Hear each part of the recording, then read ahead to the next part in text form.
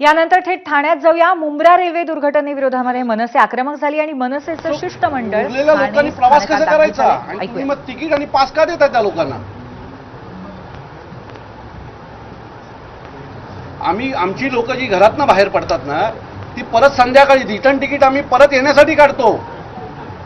याच्या पुढे अशी परिस्थिती येईल की लोक सिंगल तिकीट काढतील, कारण येताना परत येणार आहेत की नाही याची खात्रीच राहणार नाही आम्हाला, जर रेल्वे प्रशासन बदललं गेलं नाही तर.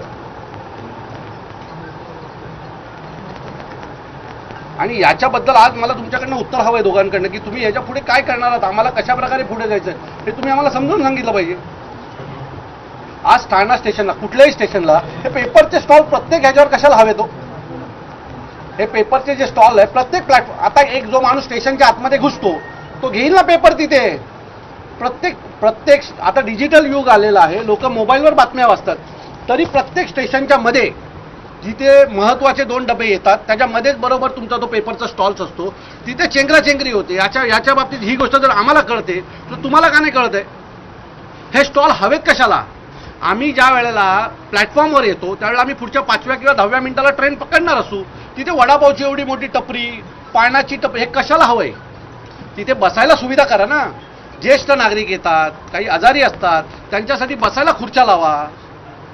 हे स्टॉलची गरज आम्हाला नाही. आणि हे जर स्टॉल पुढच्या 8 दिवसात निघाले नाही तर आम्ही उचकडून फेकून देणार.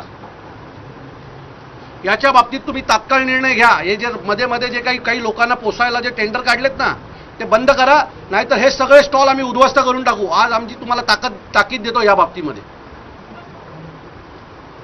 8,000 केसेस पेंडिंग आहेत रेल्वेच्या, ज्या रेल्वे दुर्घटनेत दगावलेली लोक आहेत किंवा ज्यांनी पाय गमावलेले आहेत, त्यांच्या बाबतीत रेल्वे प्रशासनाचं काय मत आहे? रेल्वे प्रशासनाने आम्हाला सांगावं. त्यांच्या बाबतीत रेल्वे प्रशासन काय करणार आहे? आणि या केसेसला एक काल मला एक माणूस 8 वर्षे झाली त्याची केस चालू आहे. म्हणजे त्या माणसाची मुलीचं लग्न असं वाटलं होतं त्याला की लग्नाला वापरता येतील, आता तिचा मुलगा काही दिवसांनी लग्नाला येईल.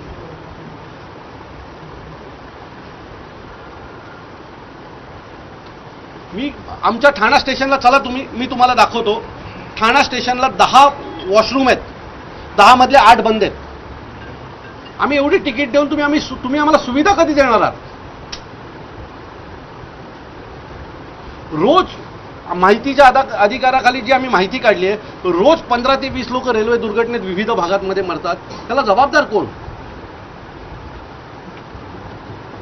आणि हे रोज घडतं. म्हणजे आज आम्ही जर तुम्हाला म्हटलं की यात काहीतरी करायचं, काय उद्या होणार नाहीये. तुमचं प्लॅनिंग हे 5 वर्षानंतरचं असलं पाहिजे. आम्हाला पण कळतं की उद्या जर आम्ही म्हटलं की प्लॅटफॉर्म वाढवा किंवा स्टेशन्स वाढवा तर त्यांनी काही पुढच्या महिन्यात हे सगळं होणार नाहीये. पण तुमची पावलंच तशी पडत नाहीयेत. तुमच्या मेल आल्या की तुम्ही आमच्या मुंबई सगळ्या लोकलला बाजूला फेकून देता आणि त्याच्यामुळे गर्दी वाढते. तरी तुमची एखादी मेल क्रॉस होता एक जर 7:10ची बस ट्रेन असेल तर 7:15च्या ट्रेनची पण गर्दी, 7:10ची पण ट्रेनची, आणि तो पूर्ण प्लॅटफॉर्म भरला जातो. या ज्या तुम्ही जे रेल्वेवरनं पायऱ्या चढून वर जाऊन जे करताय त्याचं ऑडिट करा. ठाणा स्टेशनचं 2 ब्रिज धोकादायक झालेत.